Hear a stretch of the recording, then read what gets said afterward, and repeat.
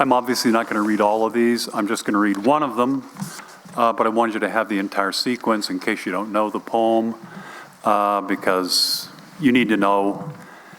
For one thing, it's, I think, one of Heaney's best poems, and then in order to get the full sweep of the experience, you need all of them. But I'm just going to talk about number 5. And you may know this poem already. And one of the reasons why I wanted to talk about this poem is because I met Heaney. I'm sure a lot of this people on this panel and the audience knew him. In any case, I met him back in 1983 when he'd first started teaching at Harvard. And we became friends, and then he invited me very shortly after we made acquaintance to come visit him in Ireland. And I did that summer. And I will never forget arriving, being shown to a bedroom, which is basically his study, which is up in his attic, completely ramshackle with books and cobwebs and just jammed full with all kinds of memorabilia that people had given him. And then I came down early in the morning because I was still on East Coast time.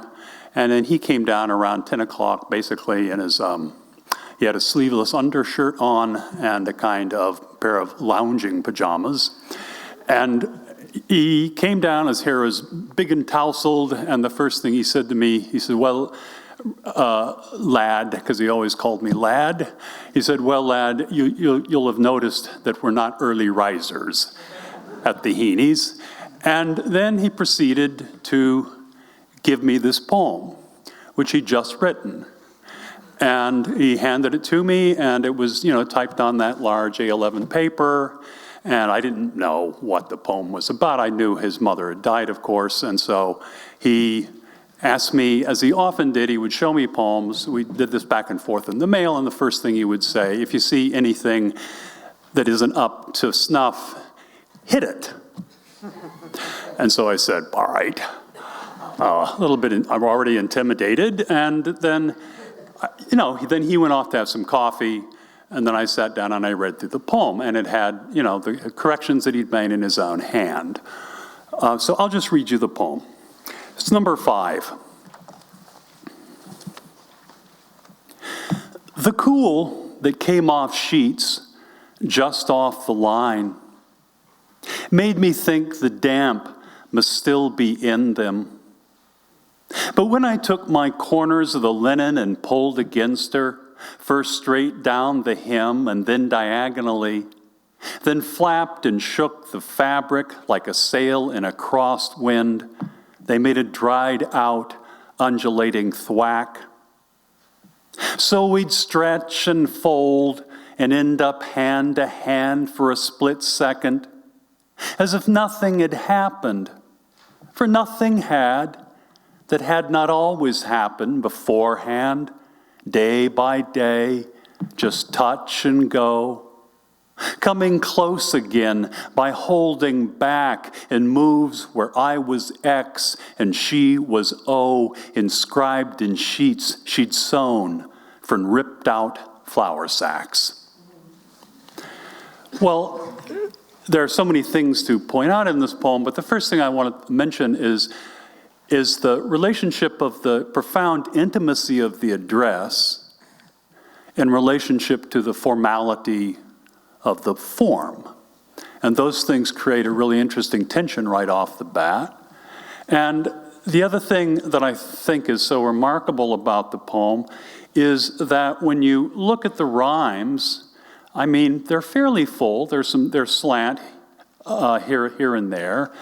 But the thing that's really beautiful about it is that because the lines are such run-on lines, the rhymes are never in-stopped rhymes, that you barely notice that the poem is rhymed.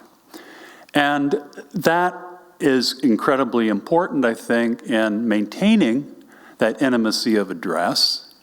And I think it's also a very important thing that it's almost as if you are overhearing a speaking voice in your own head talk about this extremely intimate moment, and you've been included like sort of a fly on the wall, as if you've been, you know, like you're a little chip implanted inside the poet's brain, and you're watching the whole thing unfold in front of you. And also, everything about their relationship is figured entirely through this back and forth, give and take. And a world is said that you could never say, and if you had hours and hours and hours of therapy sessions to listen to, they made a dried out, undulating thwack. So we'd stretch and fold and end up hand to hand for a split second. Right there in that very beautiful moment, you understand that how affection is given and taken in that house. You know, with a certain kind of chariness about open display, but underneath a kind of very deep understanding of each other. But, you know, two full-on displays of affections is just not part of a Northern Irish Catholic household, as Seamus was quick to point out to me.